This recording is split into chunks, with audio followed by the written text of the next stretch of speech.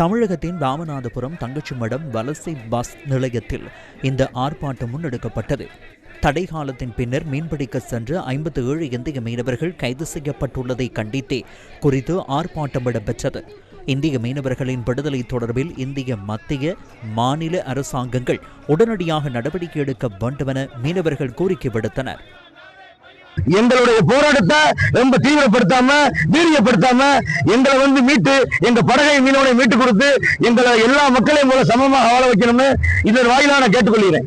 1 லட்சம் கோடி அந்நிய செலவாணி ஈட்டு கொடுக்கிற மீனவருடைய வாழ்வாதாரம் அழிஞ்சுக்கிட்டு இருக்கு. மத்திய அரசு மீனவர் வாழ்க்கையில அரசியலாக்காம அரசியல் பண்ணாம உடனே மீனவர்களையும் படகை மீட்டு கொடுத்து இந்த மீனவர்களை இந்தியங்கிறத காக்கணுங்கிறது எங்களுடைய கோரிக்கையா இருக்கு.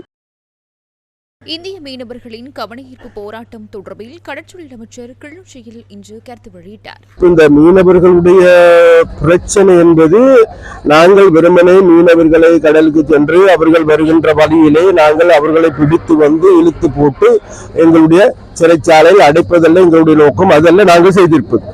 அவர்கள் எங்களுடைய கடல் பரப்பில், அதாவது எங்களுடைய சர்வதேச ரீதியாக அங்கீகரிக்கப்பட்டிருக்கின்ற எங்களுக்கு சொந்தமான இந்த நாட்டில் 2,20,00,000 மக்களுக்கு சொந்தமான கடல் பரப்பை அந்த எல்லையை மீறியதன் காரணமாகவே அவர்கள் கைது செய்யப்படுகின்றார்கள்.